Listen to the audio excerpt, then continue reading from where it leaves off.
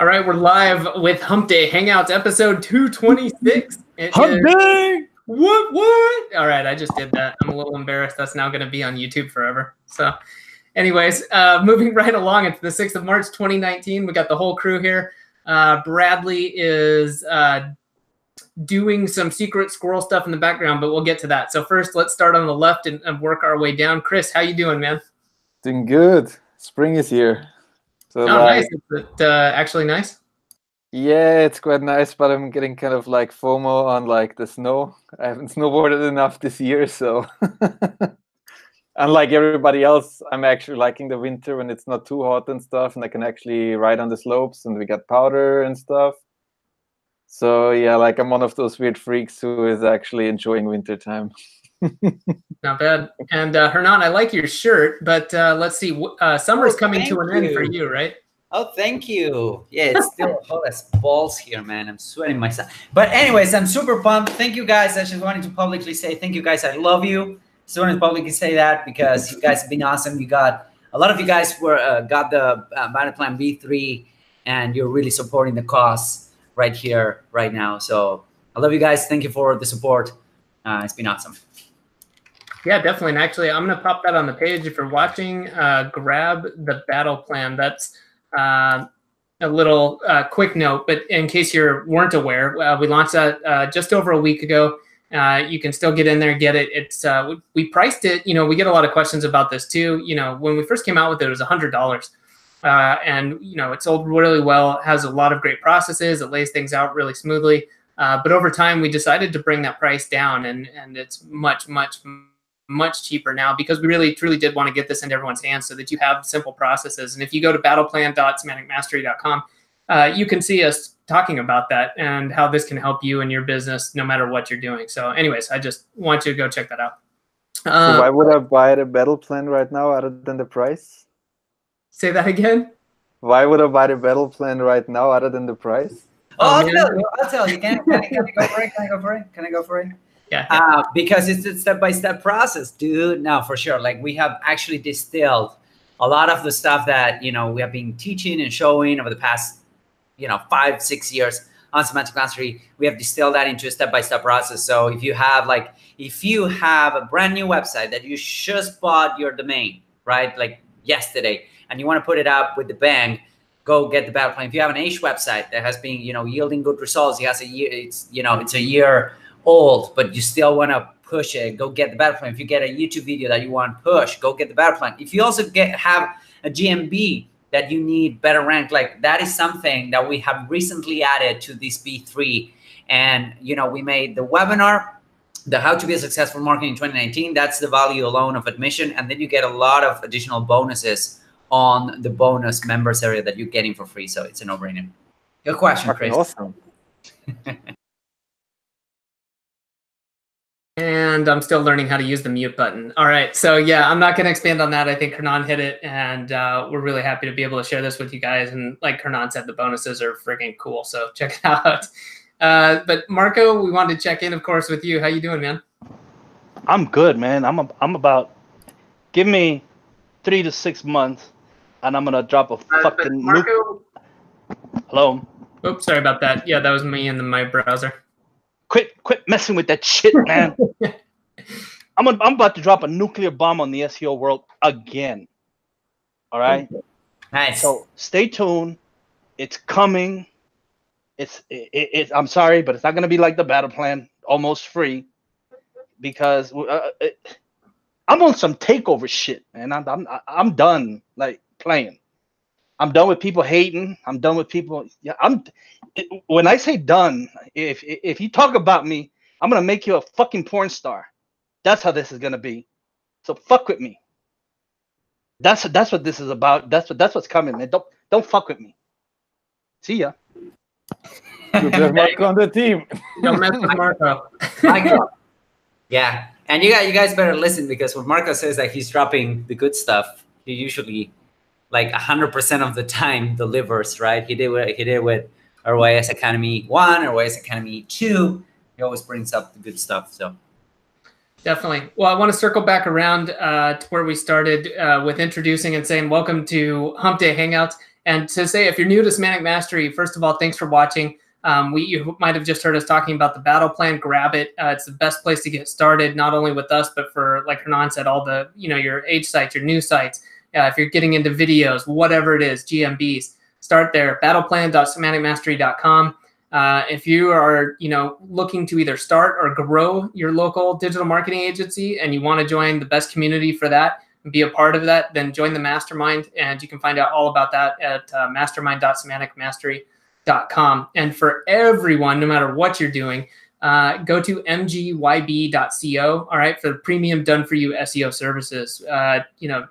Getting the GMBs verified so you're not spending your time trying to do that, which we're going to touch on. I know a lot of people have questions about GMBs and what's going on there. If you want syndication networks done, really, really high quality from, the training that Bradley originally created, and he's updated over the last 4 years. RYS stacks, what else? Press releases. We got all sorts of stuff, and there's a lot more good stuff coming down the pipeline, right? Yeah. Quora and keyword research. I think that's worth mentioning, because you can spend like an entire week going after keywords, and going after keyword research and whatnot. And I think that solves the entire issue. And I haven't seen an in-depth type of, I don't know how you guys are doing that, because that's all Marco and Rob, but I don't know how you guys are pulling that up. But honestly, I haven't personally seen any other keyword research report that you don't need to pay, I don't know, shit ton of money to get something like that. You're getting a piece of the market. No kidding. So I think that's pretty cool. And that saves a lot of time. And I don't think that we're pushing it enough for the value that you guys are getting. So definitely. Yeah, man, it's a goldmine for AdWords. Like, yeah. Oh, cool. Sorry. So I was about to post something on the page. We're going to hop over to Bradley in a minute. Like I said, he's got some stuff going on in the background. But something else I want to say, I know we get a ton of views on YouTube. People either aren't here live or they catch it later, or they're watching down the road. If you want to, you can click the button, click subscribe, stay up to date. Obviously, with Hump Day Hangouts, a lot of the videos that we upload there. And if I can ask a favor for anyone watching, we really want to help people find out about our YouTube channel and really grow that. If you find Hump Day Hangouts helpful, if you're watching a video clip and you found it helpful, please share it with them. If you think it's going to be particularly helpful, we try to really help people out, point them in the right direction. And a lot of times, what you're learning or what you're solving could definitely help someone out. So point them in the right direction, send them the video clip, or point them to semanticmastery.com/HD questions. And real quick, I'm going to pull something up. But Bradley, are you in the middle of it, or are you ready? All right. Sorry, I was muted and had the camera off. No, I guess I can. Note to self and to everybody else out there: do not start a server migration right before a webinar.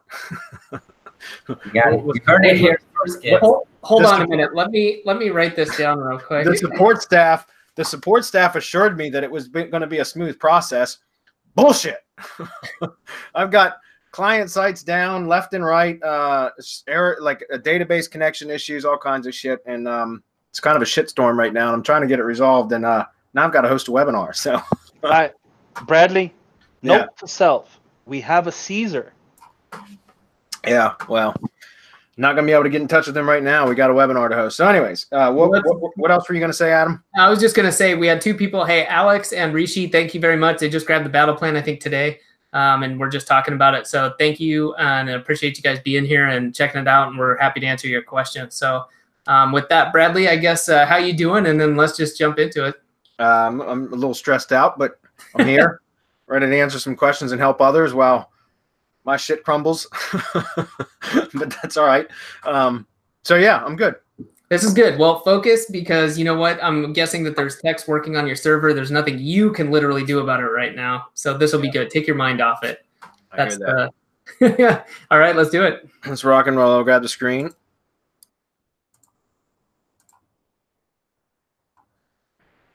All right. So we got to go back to 7 days ago. That's how we determine where we left off, right? Let's make sure. Yeah, so we start with the 6-day guy. There we go. I can't see his name. Looks like Moby. Mobile Local Biz. Moby Local Biz.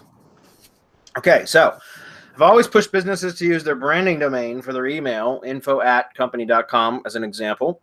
instead of at Yahoo, Hotmail, or whatever.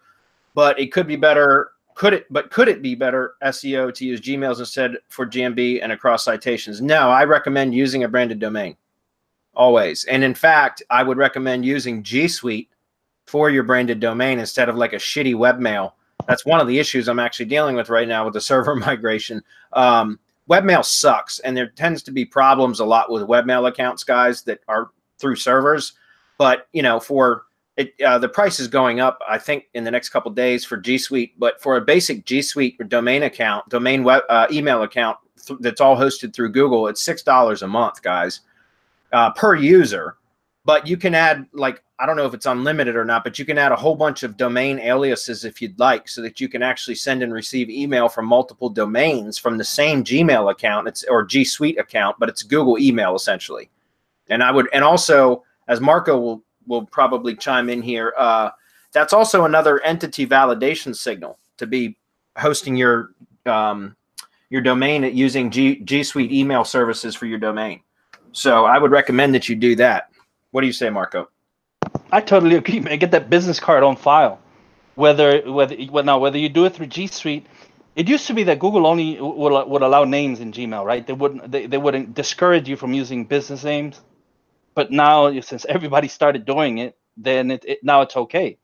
So you could actually do Gmail and pay through Gmail, right, for Drive, extra Drive, and everything. But you have GSuite there, and if you have a business or that you're running, or a business that you're helping, then by all means get them over into Gsite and run everything through there. Let Google see that this is a legitimate business with legitimate services, products, or whatever it may be. So yes, I 100% agree. Go and pay Google for their services. And just as a quick, I'm not going to go through it, guys, on screen, but just write this down or take notes. It's not a hard process. There is a wizard that will kind of help you through it, but the first couple of times you do it, it's a little geeky. But once you understand how to do it, it's really simple. You have to be able to access your domain's DNS settings, which can either be through your registrar, or if you're using something like a third-party DNS like Cloudflare, you can do it there. But you got to add a text record for domain verification. That's to prove to Google that you own the domain or control the domain. And then you add your MX records. There's 5 of them. There's 5 of them. And they'll get, the GSuite will give you those. It's fairly standard or easy to set up. And then after that, there's just a few additional records that you want to add. Like one is called an SPF record. Another one is called a DMARC record. And the last one is a DKIM signature. And those are 3 different things that you want to add. So just write those down, and then you can just search in GSuite Help, which are, when you're logged into your GSuite admin panel, there's a help search bar at the top, and you can just type those in, like SPF records, DKIM signature, and DMARC, and it'll give you help files to show you exactly how to set that stuff up. And once you do those, then you should be good to go. It's also important to make sure that you do have a domain that's set up with a website and such that's good for domain reputation, for email reputation if you're sending from a domain email account, if that makes sense. So just adding those few things are going to help make sure that you get really good deliverability. I do use GSuite accounts for prospecting when I'm doing, cold emailing for prospecting, and they tend to work really well. If you use standard Gmail accounts, like personal Gmail accounts, and free Gmail accounts essentially, and you try to send cold email, within a very short period of time, your emails will stop being delivered. They'll stop inboxing.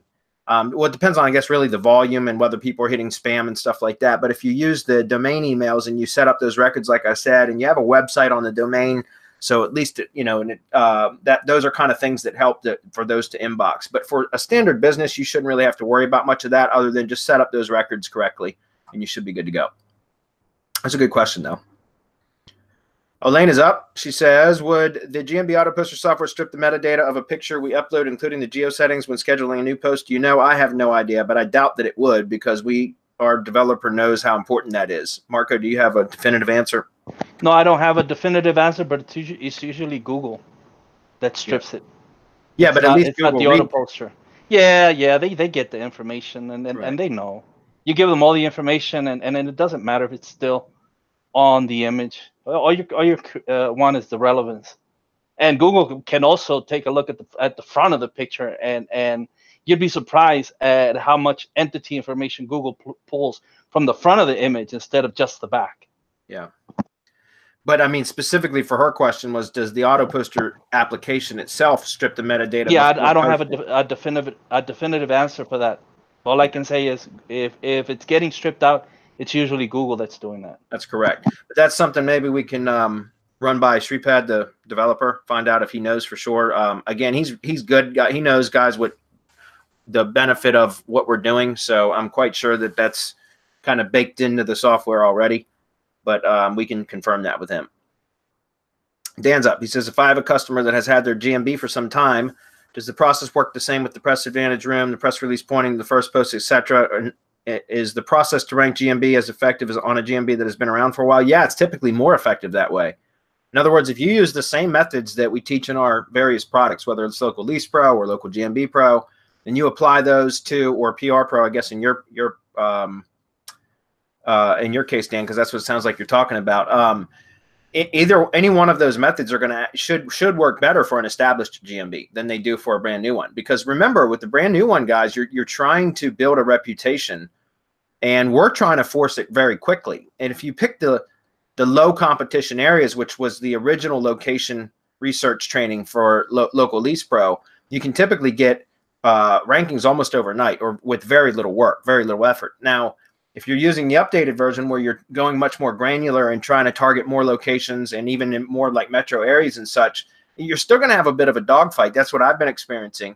And it takes time because, and here's the thing, when you're looking at like location research and you're looking at, even if you see opportunity because there's locations that don't have the same, they're not in the same zip code area that you're searching and that kind of stuff, you'll see that a lot of times, especially in metro areas, the API, the top 10 results that it pulls in are pulling in maybe locations or GMBs that are outside of that specific location, but it's pulling them in because they're very relevant. They'll have big authority signals, such as lots of reviews, lots of images, website citations, age is a factor. So you have to take all of that into account. So even if you target your location placement perfectly, you still have to compete with other entities out there, essentially companies or brands, locations that have built authority, and that's why Google's pulling them in as being the most relevant.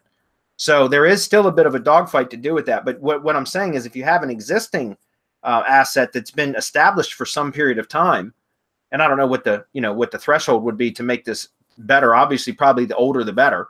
But if you apply those same kind of methods, you're typically going to get better results than with a brand new listing.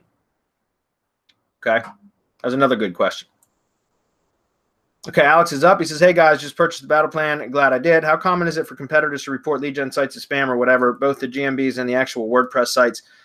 For me, it's been rather rare. I haven't really experienced that much. I've actually had years ago when I first got into the business.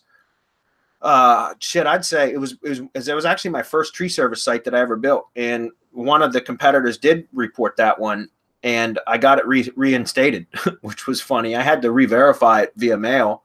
Unfortunately, I still had the mailbox that I was using for that at the time, so I was able to re-verify it and get it. And he was just pissed because we outranked him like within a couple of months, and he'd been an established tree service business. But that was really the only time I've had to experience it, and I'm gonna knock on wood, but I haven't really experienced that. So here's the thing. I mean, if you've got a good lead gen asset that's set up correctly and it's optimized well and it's not super spammy, and you've got the calls that are directing, especially, as I always recommend, to a call center where it's a valid person answering the phone right away, that kind of stuff. It's hard to really bitch about that. To prove that it's a spam, especially if you're doing service area businesses and your location, your physical location or the physical address is hidden. How will they know? You know what I mean? It's not like it used to be where sometimes you could still display your address. If you've got a service area business, you're not supposed to display your address. So how can they know? You know what I mean? So I haven't really experienced that. Again, fortunately, not saying it can't happen, guys. I'm just saying I haven't experienced it that much. Alex, to finish up, he says, "Do you do anything to protect yourself from angry competitors?" Yeah, like I said, I don't display the address. That's why I'm actually not building citations as much, because a lot of citation platforms still require you to display the address, or you can't even place a citation on their directory. So I'm, you know, again, I'm doing a lot of other stuff outside of using because if we're using an address that's not, you know, actually where the business is located, then I don't want to publish that if possible. So that's just one of the things I'm doing is doing a lot of other sort of stuff, a lot of on-page stuff and other types of off-page where I don't have to display the address. Okay. You got any comments on that, anybody? All right, moving on. Quit this house is good day, gents. Thank you for offering this forum to us. I have questions about GSites as a way to increase visibility for nearby city. Gsite, 1,000-word article videos, content samurai, or summary of article, links to money site and GMB website. Can I also include several links to Web 2.0, or should I be cautious about them too? You mean, can you link to your Web 2.0s from the Gsites? Or are you talking about building links to your Web 2.0 properties? I would say you could do either. If your Web 2.0s are tier 1 properties and they're built well, then I don't see why you know, again, it's just kind of like validating the entity. With Syndication Academy, guys, whether you've been through our training or you purchased done-for-you networks from us, that's how we do it, right? We interlink all of our tier 1 properties. They're all branded properties. We're not trying to hide our footprint. We're actually trying to display our footprint, right? Because those are all branded entities. We want Google to make the connection between all of those as being of the same brand. So I don't see why that would be any issue in either instance. What I'm saying is, if you're linking out to branded tier 1 properties that are well built, well optimized, then that's kind of interlinking your brand. If you're building links to your branded properties, that's fine too. I would recommend you do that instead of direct to your money site, which is what I think you're alluding to anyways, right? That's part of the reason that we use this drive stacks and GSites and things like that, because they're Google domains, Google properties, and we can just literally hammer them, and it will take it like a champ. So any comments on that, guys? No, I think that's perfect, and the setup is perfect too, because you can even drop press releases into the Gsite and drive stack and power those up. And yeah, well, we've done. I keep talking about this. We did 1 million spam links, including porn, not intentional. I just told it that it hit it with whatever you got in and it was actually well, anyway, GSA is what we use for it. So he didn't filter, he didn't do anything. He just blasted it. It turned out to be a million plus. Went through the drive stack, through the Gsite, onto not the mind map, but the Google Business Map, which ranked in the 3 pack. It's still ranking to this day. There's nothing we could do. As a matter of fact, the guy stopped paying. First of all, he took one of his phones, right? I talked about this before. He took one of his phones off the hook because he just couldn't handle the call volume. And then the fucker just stopped paying, which that just totally makes no sense. Why would you stop paying? But he's still ranking to this day. Major metropolitan area, highly competitive niche, and it's there. And last time I looked, there was still a porn link indexed in his link profile. So think about that. Google has in its index, right? When you go and look at the link profile in Google, you do the site search, and a porn link comes up. So Google is saying, hey, you know, we like this porn link for your website. Here you go. How much better can it get that you do spam links into a drive stack and a Gsite, and it comes out pristine on the other end, and you can push power to wherever you want? To me, that's just incredible. And it's only been 5 years since it's been working. So what a loophole. There you go. He says, do I do the same for each city that I want to rank for? Well, similarly to what I talk about with syndication networks, if you know, I prefer to use one branded network for multiple locations if possible. And so if you're talking about building Web 2s out for a brand, then you know, if you want to get location specific, you certainly can. But you can always add like a location modder to the brand name. So for example, you know, Joe's Plumbing is the primary brand, and then let's say you've got, you know, 3 different locations and they're all obviously different cities, then you could do Joe's Plumbing and then put the city name, for example, as a modifier if you're going to create another set of Web 2s that are location specific. And you can certainly do that, you know, if that's what you want to do. Now, drive stacks, yeah, just you can either buy new drive or buy or build new drive stacks for each individual location, or better yet, create internal folders within the main brand drive stack in silo, just like you know, essentially create like silos within the stack. Okay. So it's up to you of how again, I try not to build location specific Web 2s if possible, because I like to just use the branded one. You know, I like getting results with the least amount of effort. And so I try not to do that if necessary, but sometimes in more competitive areas, it does help to do that. And so if that's what you're asking, then yes, I would say you can do that too. Toby's up. Let's have a name I haven't seen in a while. He says, hello, gangsters. Happy to be back in your hood. Can you explain one more time G and its new policy on GMBs? Well, I would, but I don't really know. I mean, the policy is don't do what we do. That's the policy.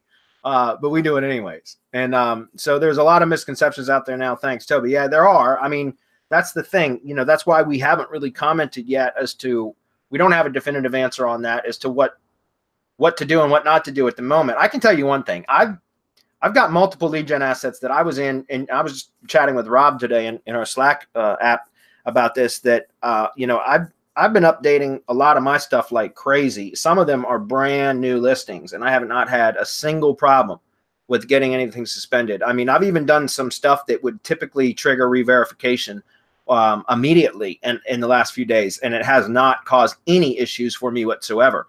Now, I'm not saying you guys can go buck wild right now, because there is a lot of suspensions happening, but I think there's certain things triggering them. So, for example, I mentioned this last week too, by the way, and I don't have any problem mentioning this to you guys on Hump Day Hangouts, because I want you guys to not make this mistake. One of the things, and it's only a mistake now. It wasn't a mistake a month ago, and I don't know for sure that this is absolutely like an absolute rule, but I know that one of the things that I've noticed, we lost about 6 assets in the last couple of weeks. And so I've got my team actually not doing anything in the like on-page work on GMB stuff right now. I've got my team working on off-page stuff. I myself am still inside I'm testing different things inside on, you know, like on-page edits and stuff within GMB locations. And I haven't had any suspended on me. But when my team was doing them, one of the things that we think we identified as a trigger was adding to the appointment URL, like an add ID page, for example, which was typically in Amazon. We host those on, you know, we've taught this and said this publicly before, but we host those on Amazon S3. If you don't know how to do it, you have to buy the course to figure it out, or find out on your own. But one of the things was that originally it would take an S3 bucket URL, but it stopped doing that. The appointment URL section would stop doing that after some time. So then we got smart, right? And we added a redirect URL, and then it would take it again. But one of the things that I think is causing that is by putting something in that appointment URL other than an actual appointment app link, like to Calendly or something else, or to using the Google My Business website URL to go in the appointment URL, or if you had a page on a money site that had an appointment app embedded in it, that would also work.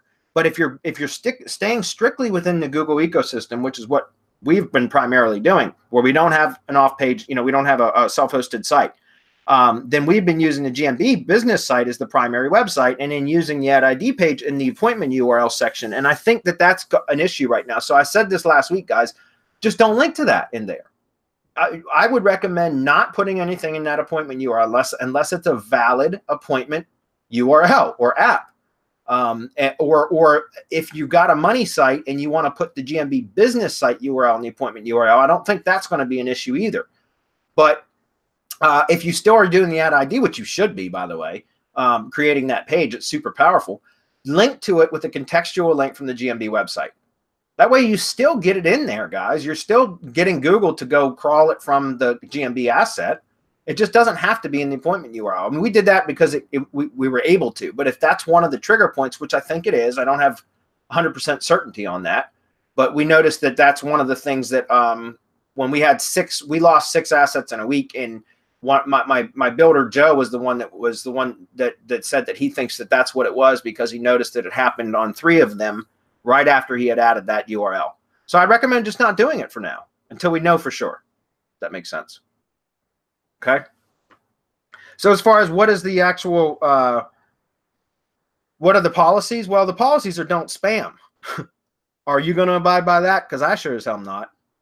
You know, so essentially that's what it is. So we just got to keep playing around in there until we figure it out. Now, I know some of you guys don't have the resources to be able to, you know, burn through a bunch of GMBs, and I get that. And that's part of the reason why we're still testing and figuring out what it is. But like I said, I've done a lot of on-page edits and stuff right now. And I mean, just today alone, I did a lot of stuff that would have typically required re-verification or suspension, and it didn't cause any of that. So I'm just letting you guys know, until we figure it out, I would recommend that you just tread lightly. Don't do anything super spammy.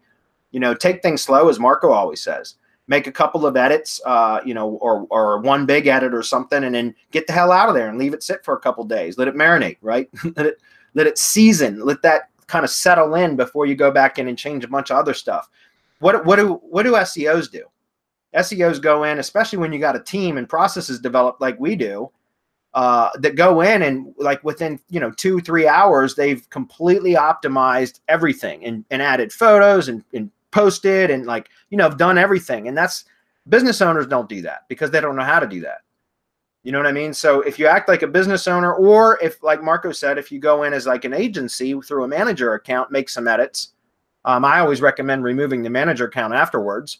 But that's something else. You know, there's different things that you can test with some of your own assets, excuse me. But just think about, you know, what looks natural. A business owner wouldn't go in and fully optimize in, you know, in one fell swoop, because they don't typically know how to do that kind of shit. A manager might, right? But we've talked about not having, you know, using a manager. If you're targeting one vertical, don't use that same manager account for every account that you, or GMB that you log into, because that's a way that a footprint could be created.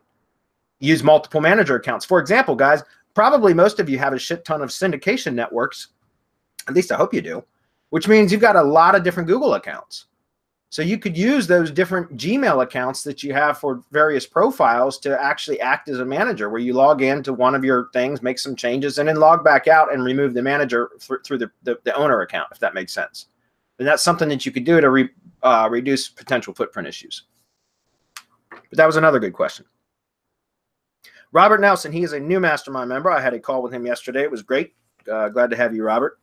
He says, hey guys, great to be in here. When auto posting using the GMB briefcase, is there a way to automatically randomize the images used for posts so they are being scheduled monthly? Yes. It's called, with the briefcase, yes, it's got a image spinning. I think you have to upload them via CSV, and I've not tested with that yet. It's because I just haven't taken the time to learn it. But I don't know where I can point you to for the training. We have a Slack group, Robert, that there was some beta testers for the briefcase. We can probably add you to that because you're in the mastermind. You guys, you have to be in the mastermind for stuff like that. Sorry.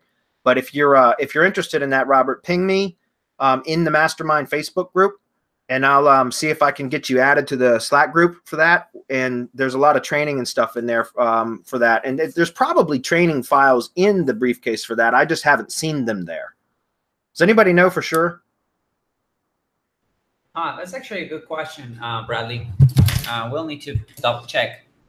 But yeah, that's something for sure that you might want to join the mastermind for that. And not only for that, but also for the calls that you get. You get an onboarding call, and then you get a 90-day call follow-up. So that is pretty cool too.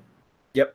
Yeah, the only other thing I was going to say, if there is any issues too, and you want to do it on your own, you know, if he can let me know, because I do some of the stuff with spreadsheets before it was added in there, where, you know, you're randomizing some of the stuff on your own, which might come in handy in some other places. Yeah. So maybe that would be a good thread for us to start in the Facebook group for the mastermind anyways. And we got a mastermind webinar tomorrow, guys. So that might be something we can talk about there too. But yeah, Robert, I'll see if I can get you added to the Slack group. I'll just ping Sripad's, the developer, see if he minds. If he doesn't mind, I'll squeeze you in on there. Okay. Clint's here. What's up, Clint? Adam. That's Adam. That's our Adam. That's cool. When did you change your... Was that different? Yeah, it must pull from Facebook. I think I updated it a couple days ago. Okay. It looks like a boss. Yeah, that's from Nashville. Yeah. Jim, what's up, Jim? He says, Bradley, in the past you mentioned Peter Drew's GMB Dominator, not by name, as it didn't have a name yet. I just saw the beta testing pricing today and wondered if you've seen the results with those mapping techniques, that software. It's a $100 or $500 one-time, $100 a month shiny or legit tool. No, it's a legit tool. There's no question. It's a good tool. I've been actually consulting a lot with Peter Drew about that stuff. So yeah, it's cool. I mean, I haven't tested all of the software. Some of the new stuff that just come out in the last couple of weeks, I haven't had the time to. But a lot of the, let's just say there's going to be some collaboration between us anyways, guys. If you end up purchasing it, you'll see that I added some preliminary training on, it's kind of a teaser training for, we're updating the video lead gen system specifically for outreach and prospecting to monetize lead gen assets. And I'm working on that currently right now, as a matter of fact, like in the last week and a half now, I've been working on that. And so I think we're going to launch that in April. And that's going to be a complete update to the already existing product. And it's going to include a whole bunch of resources and methods and processes and stuff like that for monetizing lead gen assets, or for going and targeting non-owner verified profiles and getting your foot in the door that way, using video emails as the primary prospecting method. And so, and you'll see that if you end up checking on it, Jim, I think it's a good product. You know, just like anything, you have to use them and use them consistently, those kind of tools, to get results. So just keep that in mind. It's not like a one shot. You buy these things, you go run one campaign for something and you're done. You've ranked it and you've successful and you never have to work again. It's not like that. Even with those tools that are simple tools, which is why I like them, you have to, use them repeatedly and usually run multiple campaigns per project in order for you to get results. So just keep that in mind. But yeah, absolutely, I would recommend it, guys. No doubt. Okay, Rishi's up. He says, new battle plan executor here. Looks like a lot of what Howie Schwartz used to do in the early days of IM. Great stuff. Okay, I'll take your word for it. I don't know who Howie Schwartz is. That's a name from like 2008, 2009, man. That was before my time then. I think the guy got pulled out by Google security in one of their. I can't remember exactly what happened. I'll have to look that up later. But something happened in one of the guy got a lot in Google's nerves. So that's a good name to see, man. And thanks for buying the battle plan, Rishi. Yeah. Apparently, you guys, that was just a year or two. I started in 2010, so that must have been right before I got involved at internet marketing. So my question lies. I'm sorry, go ahead. You were too young for that. Yeah, well, I wasn't too young. I just hadn't started in digital marketing yet. That's all. My question lies in having enough versus doing more than necessary and getting slapped. I'm a YouTube-based affiliate marketer starting in a new market. For this, I have set up one email address, which I used to create over a dozen other web properties and implemented the battle plan. I've also siloed my YouTube videos as per the bonus. That's great. I'm glad to hear that. My question is that enough, or should I be creating more and more web properties like I am keyword-based content? Or can this one network with the siloed videos on YouTube provide me enough horsepower and bring enough traffic to my videos? No, for videos, guys, for you specifically, Rishi, if you're doing YouTube stuff, go nuts with networks, your syndication networks. Add as many networks to your channel as possible, and not just tier one networks. In other words, not just where the YouTube channel triggers syndication to networks. I would recommend also creating two-tier networks. And if you want to go beyond that, you certainly can. You can go, third-tier networks, fourth-tier networks. I don't recommend that only because it becomes a bitch to manage. I've always preferred to stop at two-tier networks, which means, and again, if you've been through syndication network training or syndication academy training, or if you purchase a two-tier network from MGYB, which we will set it up for you, you could always go back through and reverse engineer it. If you know how to build a single tier network that's triggered directly from the YouTube channel, and then you see a two-tier network, you'll know how to do it, because you're just going to use the RSS feed from the blog properties on the first tier network. So like Blogger, Tumblr, WordPress, to post to republish to the second tier network, and it's very, very powerful. And the difference, guys, is with YouTube, there's no footprint issues.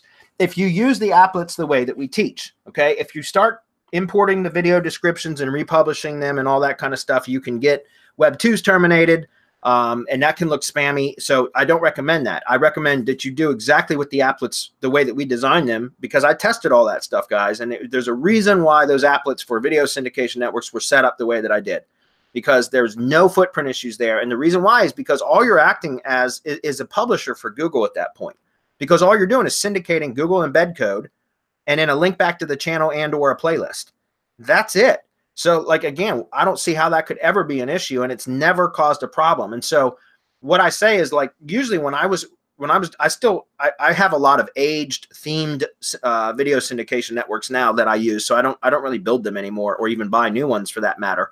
But when I was doing a lot of that and building a lot, if I was going to test a new channel, like a new niche, a new industry, then what I would do is immediately go with 2 or 3 two-tier syndication networks attached to the channel right off the bat, like right out of the gate. I'd have at least 2 or 3 two-tier syndication networks. So that's essentially 4 syndication rings per network, two-tier syndication network, right? So I would have anywhere between 8 to 12 syndication rings being triggered from one YouTube channel right off the bat. And so I would recommend that, yeah, I mean, go nuts with that. As many as you feel like building or buying and, you know, to add to your arsenal, do it, because it's only going to get make it better and easier for you to get results from your videos that way. But I would recommend also, Rishi, to go back to the last couple Hump Day Hangouts that from last week, and I think the week before especially. I know last week we talked about it, but this is over the last several weeks, let's put it that way. We've talked a lot about how one of the magic secret sauce things that you can do, besides embeds and backlinks, which is kind of traditional SEO for videos, guys, is just push a little bit of traffic into them and watch the magic happen then. It's like it comes alive when you just push a little bit of traffic. And I'm not talking about just shit spam traffic that you can buy from Fiverr gigs, although there is a little bit of a benefit to that. But there are ways that you can use YouTube ads, for example, to push traffic into videos specifically, that if you've got them cascading through an embed network, your own syndication networks, whatever, and you've applied some traditional link building and things like that, you start pushing a little bit of traffic into that whole system, and you'll see that like everything, it'll start to rank really, really well. And again, Rishi, if you didn't know, that order bump, which was one of the things you could have purchased in buying the battle plan about Google Ads Pro, or was it Google Local Ads Pro or something like that? I don't remember what you guys called it. Yeah, it's the Killer Local Ads Training. Yeah, the Killer Local Ads Training, which was essentially the YouTube training I did specifically showing how to do what I'm just talking about. That was an order bump, and if you didn't get access to it, well, you may be able to if you reach out to support. Adam, don't kill me if I'm wrong for saying that. But later to kill you. But yeah, that's something I would recommend that you do, because it's going to really, really help. But yeah, don't worry about footprint issues with as long as you're using the applets the way that we teach, you're going to be good to go. Stack as many networks as you want. Okay. Anybody want to comment on that? No, I like that.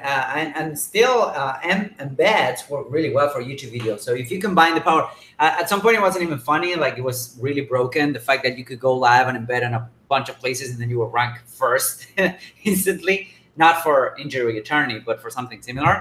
But embeds still work really well. So if you pair that live streaming, it's very well still up that lethal combo. So. Yep. Yeah. So focus on building up your primary network that's branded for your YouTube channel. Typically, you want to brand that that's like your branded network for a channel, right? That's the one that you really want to build up. As far as like additional link building to the network properties is perfect for that. So, and by the way, we have that available in the back end. I don't think we have the public page up yet, but the link building service in our store, guys, is going to be available very, very soon. I promise. So that's what I would recommend, is that you continue boosting your branded network for your channel. But then, like I said, as far as you can build persona-based channels and just or similarly themed channels, right? That networks, similarly themed networks that you could stack as both tier 1 networks as well as trigger tier 2 networks. Because what I found through testing, guys, was that if you have, like, let's just say that you had 10 syndication rings and you had them all triggered as a tier 1, so they were triggered directly from a YouTube upload or live stream, then a lot of times you'll get really quick rankings from that. Like you'll get the videos will jump to, to page 1 or page 2 right off the bat, but then they'll start to slip down in the rankings rather soon, compared to if you were to take those same 10 rings and let's say you did 2 or 3 two-tier networks out of those instead, then it might not rank as quickly, but when it does rank, it tends to stick longer. And at least that was, I haven't done a hard test on that now in probably 2 years, but I did extensive testing on that several years ago, and I found that when you use the two-tier networks, they tend to stick longer. Even if they don't rank as quickly, they tend to stick once they rank longer, if that makes sense. Okay. That's a good question too. We're going to keep moving. All right, Grant says a week ago on Hump Day Hangout, you were suggesting to hold off on doing on-page work on GMBs until the current wave of suspension subsides. 1 week later, is that still your recommendation? Well, that's up to you. As I just mentioned, Grant. Okay, so I already answered, and I see that you saw that or heard that, so that's good. I would recommend, that's up to you. Go in, and I would do it tentatively. So if you've got VAs, which I know you do, Grant, because you were in the POFU Live group with us, and so that was one of the objectives of being in that group, was everybody was to build their own build team. So if you've got a team doing it, I would recommend maybe you go in and do some of the off-page things that you want to do, so that you can see firsthand what you're doing. And if you get a suspension, then you can start to deduce, what may have triggered that. Whereas if your team does it, they might not. I'm not saying don't trust your team, because my team actually was the one that notified me about like the ad ID, the appointment URL thing. So I trust that was probably it. And that's something that I've avoided doing for the last few days as I've been in making on-page updates, even brand new. Like I just got a brand new one delivered today. And I was in there, I literally went in there and I did some stuff that would have absolutely triggered re-verification a couple of months ago, and it was perfectly fine. In fact, I did it twice just to see, because I didn't believe the first time that it took it the way that it did. So I did it a second time within 2 hours, and it took it still valid, still there. And in fact, it said edits pending, and about 90 seconds went by. I refreshed the page, and it was fine. It was like it had taken the edits that I had made, which typically would have triggered re-verification. So Grant, I would recommend that you go in and do that yourself, so that you can kind of, very like dip your toes in the water before jumping in. You know what I mean? Will's up. He says, I have a client that dominates for his suburb and GMB. How can we target locations that are 10K or less that they are not showing up for? For example, they don't show up for the next adjacent suburb 3K away. I'm not sure what, 3 kilometers, excuse me. Well, there's a lot of ways to do that, Will. It's kind of something that I'm not going to have time to really explain here, but I mean, and also that's something that we cover, Marco covers in local GMB Pro, and it's called expanding the centroid. At least that's what Marco calls it. So there's things that you can do with an existing listing to where you don't need to create another listing to actually expand. If you have a self-hosted website, you can add pages and target like what that you can call them geoposts or geopages specifically, and set up silos, location-based silos for those areas, and produce content where you're targeting that type of, landmarks and, things like that you can, I got a VA that I trained how to do that kind of stuff. If you've got a self-hosted website, you can do some additional things that way, because you can create silos. You can still do that with your GMB too. But again, we can't really share those methods here on a free setting. So I would recommend, Will, if you're not in local GMB Pro, that's the perfect training for what you're trying to do. Would you agree, Marco? Absolutely. I mean, it's not that difficult to extend or expand the centroid. Some people say move the centroid. Well, that'll get you suspended more often than not. So if you don't want to get it suspended, if you want to be like careful and take care of your asset, then you have to look to go from where you are to where you're not. And that's as far as I'm going to go with that. Yeah.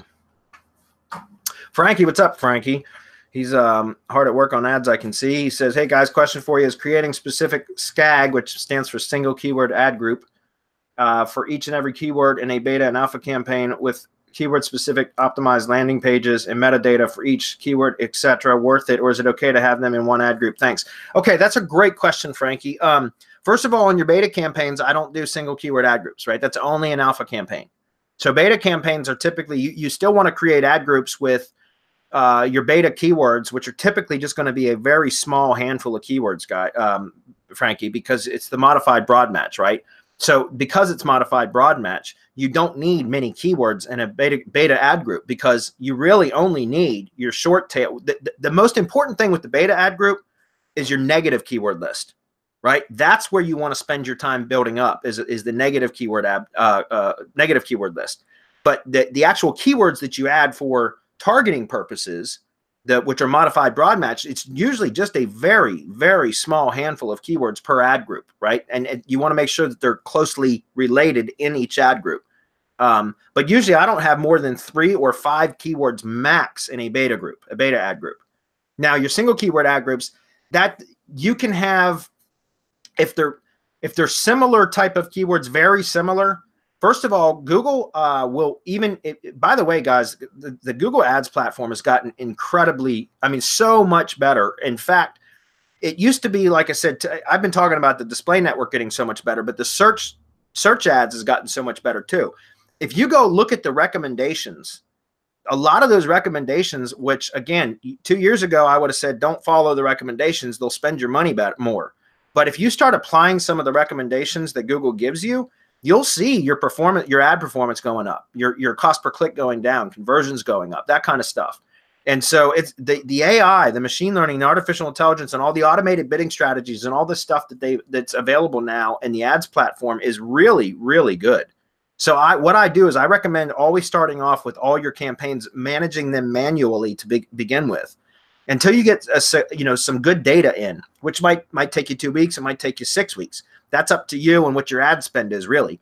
But once you got enough data in there, start taking a look at the recommendations that Google provides and start applying them. Make notes of what you do. Keep a Google Doc and make notes. Take dates and notes of when you've applied changes or recommended changes that Google provides, and monitor your, take a screenshot of what your results were when you applied that change or recommendation, and then go back 2 weeks later or a month later or whatever, and then take a screenshot of your the results since that change was applied, and see if your ad performance is better.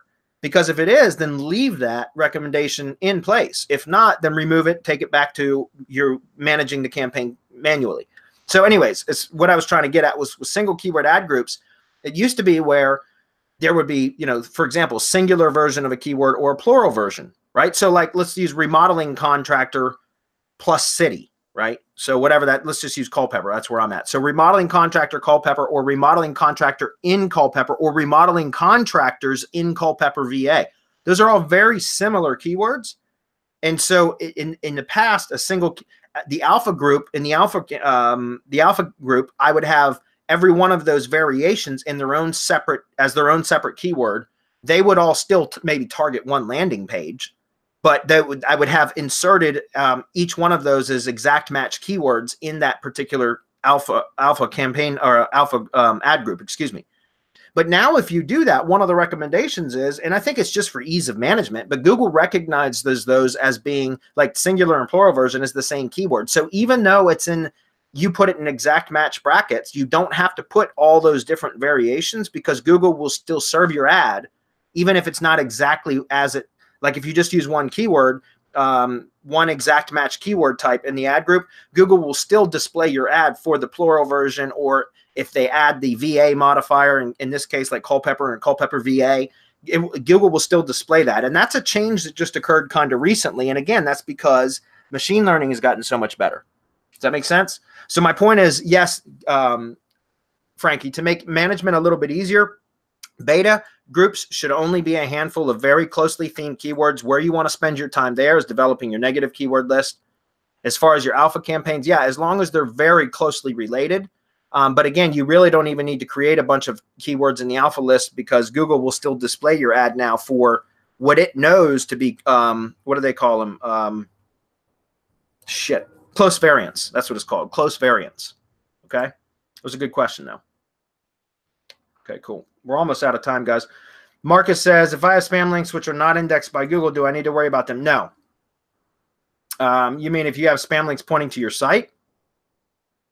Yeah, no. I mean, I'm not sure what the question is, Marcus. If you're asking if you have spam links pointing to your site that aren't indexed by Google, do you need to worry about them? Kind of, if it's to a money site, only because just because they're not indexed doesn't mean Google doesn't know about them. It's most likely that Google knows about them. One of the ways you can tell is go to Search Console, look at the links to your site, and you can download a report, and you'll see that there are probably a lot of links that are linking to your site that are not indexed in Google. Google knows they're there, or else they wouldn't be in the report. So that's something that, Marco doesn't ever disavow and stuff. And I haven't had to do that shit in several years, but I used to disavow spam links and it would work. I've recovered sites from penguin penalties from that. It's a pain in the ass. I don't like doing that kind of shit anymore. But anyways, if you have spam links that you're using to push something that aren't indexed in Google, don't worry about it. You can try to get them indexed. You know, we have a service that eventually will be up hopefully in the next week or so. And our link builder, he does a lot of spam links to, you know, in the correct way. And one of the things he does is always submits them to indexers. But just because they go through indexers doesn't mean they're going to be indexed. All that you have to worry about is Google become aware of them. And typically Google will become aware of them sooner or later. Okay. It's a good question as well. Okay, Paul says, if you're a GSuite customer, Google Plus for your GSuite account should remain active. Contact your GSuite administrator for more details. Okay, cool. I could care less about Google Plus anymore. Find out why they are not indexed. A lot of those are infected. Disavow those. Yeah, see, I agree with Clint in that respect. You know, I've done it in the past. I don't really mess with that kind of stuff much anymore, like off-page cleanup and stuff. I don't really have to. But yeah, in the past, that's what I would do. So I agree with Clint on that. Dan says, I set up 2 domains along with 2 GSuite accounts to do cold email sequencing using Prospect Rocket. Bounce rates were up to 30%, even though I did DMARC. That was look, I had really shitty results with Prospect Rocket. I'm not trying to talk shit about David Sprague's. He's got a lot of tools that I actually do use, like rep videos. They're great for lead-ins and that kind of stuff. But it had something to do with running things through Prospect Rocket. I don't know if that's still the case, but I had terrible. I mean, like I couldn't get my shit to inbox. 30%, and I haven't even used it, Bradley. So maybe you can clarify. But is that what it was scraping, or what is sending? To do cold email sequence, bounce rates were 30%. That means about 30% of them were bouncing back. Well, are you verifying your emails, Dan? The emails, the email list that you're sending emails to, are you running them through like Never Bounce, for example? Like that's something you got to worry about. If you're using something like Lead Kahuna, which is the scraper that I use, again, David Sprague's product, it's a great scraper. If you're doing a lot of mass emails, that's a great scraper. If you're not doing a lot of mass, you're doing more targeted stuff, I would highly recommend Leads Recon.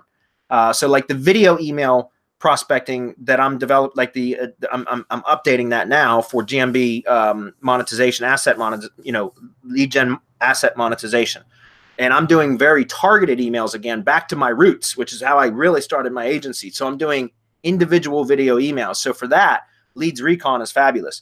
But if you're doing a lot of mass cold emails, then yeah, Lead Kahuna is great for that. Well, you can use the Never Bounce and Bright Verify as part of the software, which will go check them. But I would recommend that once you filter your list, your output list, your export list with your contact emails, that you still go upload that CSV file to Never Bounce and only download the valid emails output. So don't double dip, because I made that mistake and we burned through a lot of money verifying emails like 3 times because we used the Never Bounce settings in Lead Kahuna and Bright Verify, but then I would still output the export file and then upload it to Never Bounce, because it would still find additional invalid or spam trap or unverified emails that I would have been sending to, which will lower your domain reputation and will cause your emails to inbox less and less over time.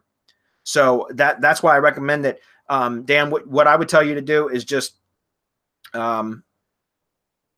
second, Leads Kahuna, Never Bounce is built in. Yeah, but I still would recommend, and again, guys, I've tested this over and over again. If you take that same export file, even if you used Never Bounce as part of the Lead Kahuna scraping process, if you export that CSV and then go to Never Bounce and upload it and then let it process and then you download, you can download all and it will have a column and show you what the status code is for each one of them. You'll see you'll still end up with many of them that are either invalid or will be what they call catch-all unverifieds and that kind of stuff. So I would recommend either just running, using just Bright Verify in Lead Kahuna itself and then manually editing or uploading them to Never Bounce once you've generated the list. Okay. But yes, that's what Clint's saying. It scrapes crap emails. You have to verify with Never Bounce. So, yeah, Dan, absolutely. That's your issue right there. That's your issue. You're sending emails to shit. You're sending out emails to shit email addresses, right? A lot of that stuff's going to bounce, and it's going to be that's going to lower your domain reputation. In fact, I would probably recommend, if you've already hit 30% bounce rates, abandon those domains. And remember, you can add additional domain aliases to the same GSuite account. So I would abandon those domains and go buy similar domains and add them as GSuite emails, as domain aliases, and then start emailing again, but make sure you're doing the Never Bounce. Okay. Oh, cool. We're almost done. And I thought we were going to go way over. Let me see what the last comment was here. Yeah. Okay. All right. Calvin says, if I am just starting out, does the opportunity lie greater in mass GMBs or client-side GMBs or both? Really both? Absolutely. That's good. Both and both. That's cool. Both. Yeah, absolutely both. The thing is, guys, there may be it's getting harder and harder to verify. Google's going to continue making it harder. And I've been predicting that since, we really started pushing building additional GMB assets, because I knew, guys, that's the case with SEO. Anytime something works really, really good, people catch on and they do more and more of it, and then it gets shut down. And then we figure out another. It's a cat and mouse game that we play. But I know my prediction has been that it's going to be more and more difficult to verify. And while it's still available, do that.